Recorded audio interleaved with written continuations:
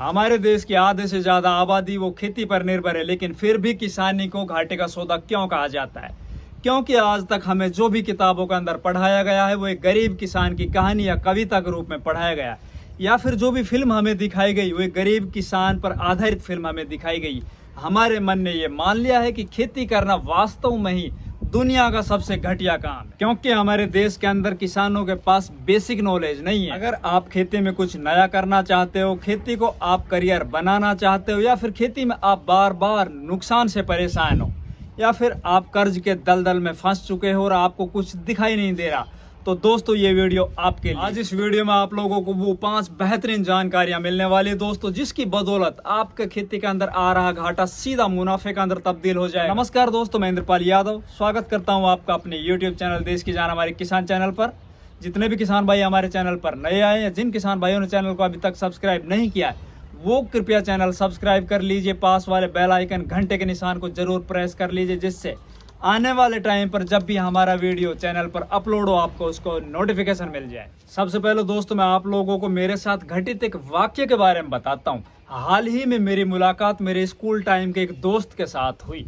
मेरा वो दोस्त पिछले काफी वर्षों से प्राइवेट जॉब करता था, मतलब वो प्राइवेट फैक्ट्री के अंदर नौकरी करता था, और उसकी जो नौकरी है दोस्तों वो कोविड की वजह से कोरोना काल के अंदर छूट गई। वो मुझे मिला, बहुत परेशान था, बोला इंद्रपाल भाई मैं क्या करूं, नौकरी है वो छूट चुकी है, खर्च वो चल नहीं पा रहा है, बहुत ज्यादा परेशान हूँ, करूं तो क्या करूं, कोई काम बताओ, मैं कहाँ पे क्या कुछ करूं। मैं बोला यार भाई तेरे पास तेरी खेती योग्य जमीन काफी है, तू अपनी खेती क्यों नहीं कर लेता, क्यों तू इन प्राइवेट जॉब के पीछे भाग रहा है? बोला भाई गलत बात, खेती नहीं करूंगा, चाहे मैं कुछ भी कर लूं, मेरे को कुछ भी काम बता दो, कुछ भी काम में लगा दो, मैं वो काम कर लूंगा, लेकिन खेती नहीं करूंगा। बोला इंद्रपाल भाई खेती करना मेरे स्टेटस के खिलाफ है और मैं ये नहीं कर सकता। अगर मैं खेती करता हूं तो मेरी जो बीवी है वो अपनी सहेलियों को ये नहीं बता पाएगी, वो अपनी सोसाइटी में ये नहीं बोल पाएगी कि मेरा पति है वो किसान है। वो बहुत ज्यादा अंदर से घुट जाएगी और वो ये नहीं चाहती कि मेरा पति किसान बने। भैया ये बात सुन के मैं बहुत ज्यादा परेशान हुआ, बहुत ज्यादा विचलित हुआ, मेरा मन है वो बहुत ज्यादा दुखी हुआ कि यार वास्तव में किसान को किस नजर से देखा जाता है, किस हीन भावना से देखा जाता है। क्या वास्तव में किसान ऐसा ही है?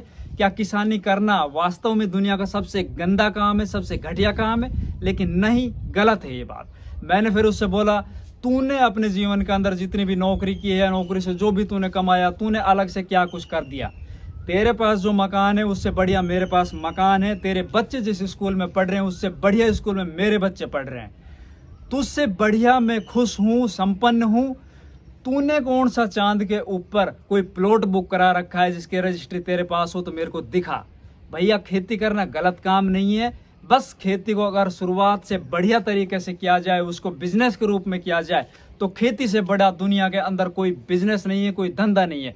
कोरोना के अंदर दुनिया की नौकरियां छूट गई, दुनिया के जो बिजनेस थे वो खत्म हो गए, दुनिया रोड पे आ गई, लेकिन एक किसान है वो बचा रहा और पूरी दुनिया को इसी ने बचाया था।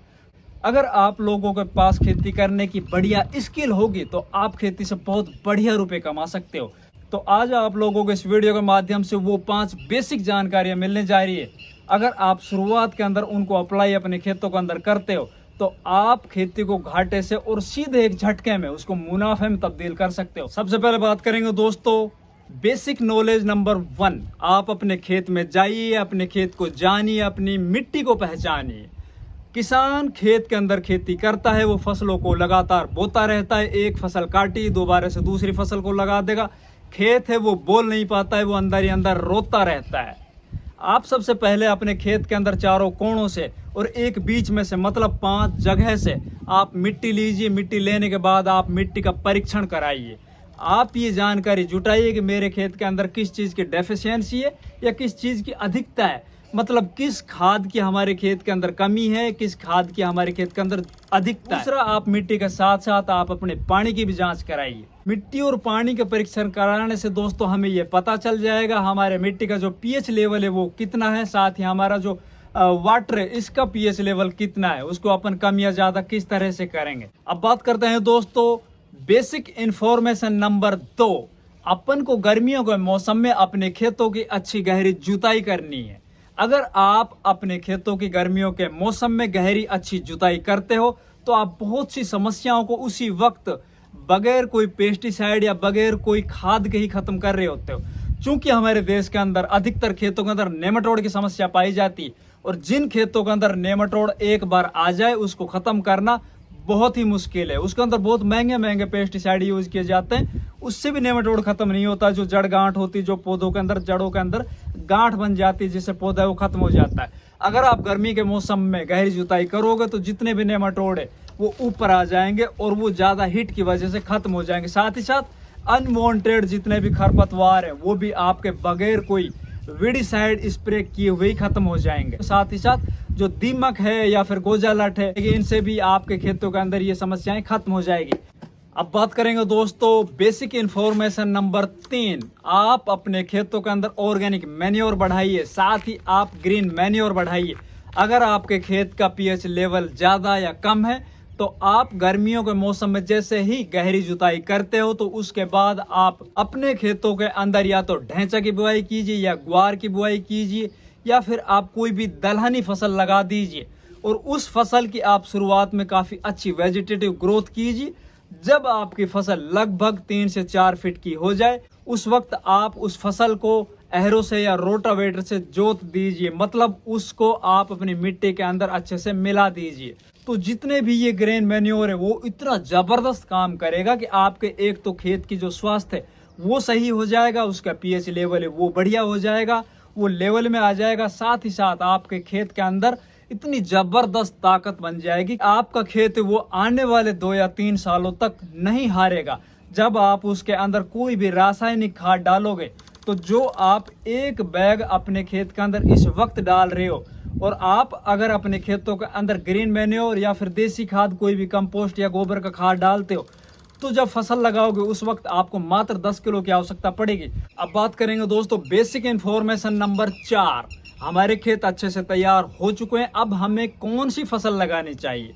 तो मैं आप लोगों को बता देता हूं कि हमारे देश के अंदर ट्रेंड के पीछे भागने का बहुत बड़ा एक चलन है। किसान देखता है कि मेरा पड़ोसी है वो कौन सी फसल लगा रहा है, या मेरे गांव के अंदर सबसे ज्यादा किस फसल को प्राथमिकता दी जा रही, उसी के तहत हमारे किसान है वो पीछे पीछे भागेंगे। दोस्तों मैं आप लोगों को बताना चाहता हूं जिन किसान भाइयों के पास खेती का रकबा छोटा है, मतलब आपके पास 1 एकड़ है या 2 एकड़ जमीन है, तो आप प्राथमिकता पर रखिए सब्जी वर्गीय फसलों को।